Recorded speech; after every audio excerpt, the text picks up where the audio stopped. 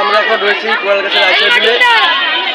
আপনারা জানেন যে প্রতি বছরই যে ঈদুল ফিতর এবং ঈদুল আজহা হয়, সেই সময়টাতে কিন্তু এই কোরালগাছের আয়শার বিলে পর্যটকে কিন্তু ভরে যায়।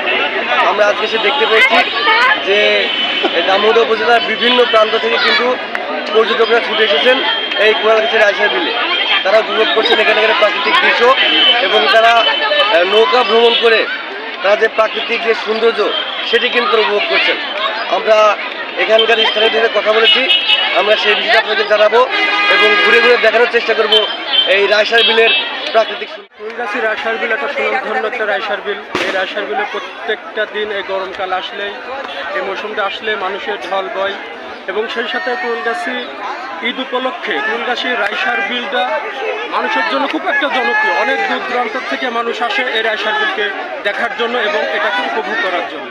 এই ঈদে এখানে প্রচুর পরিমাণের ভিড় হয়। এই যে সুন্দর আমাদের কোরালগাছি যে আয়শার বিল দেখার মতো একটা দৃশ্য, তার জন্য অনেক মানে চুয়াডাঙ্গা জেলার মানুষজন এই যে দেখার জন্যে অনেক দেখে আনন্দ পায়, তার জন্য এই জায়গাতে আসে।